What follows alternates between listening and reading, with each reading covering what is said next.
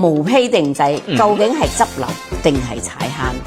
講句實話啦，漣漪我係好驚推薦毛坯定製俾姊妹們㗎，因為有一定風險。最重要嘅，我擔心你哋唔滿意，打爛我嘅招牌。招牌臭咗，我點做生意啊？其實行家先會鍾意買毛坯，因為毛坯性價比高。今日我就帶你哋睇下呢首情緒飄花手壓坯，性價比比較高啦。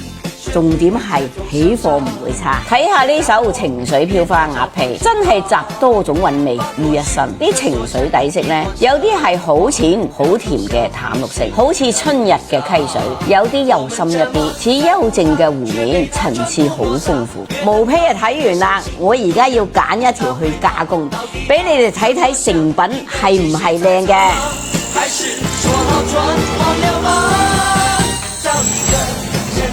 加工出嚟真係有驚喜，呢條情緒飄花手鐲膠潤嘅種水起貨之後，效果超正，更加沉穩大氣，底色似一潭碧波，啲飄花好似水裏面嘅水草，韻味十足。對於我嚟講，真誠係好重要噶。漣漪呢度無論係毛坯定係成品都有，而且都係批發價，你哋中意嘅可以留個圈口俾我。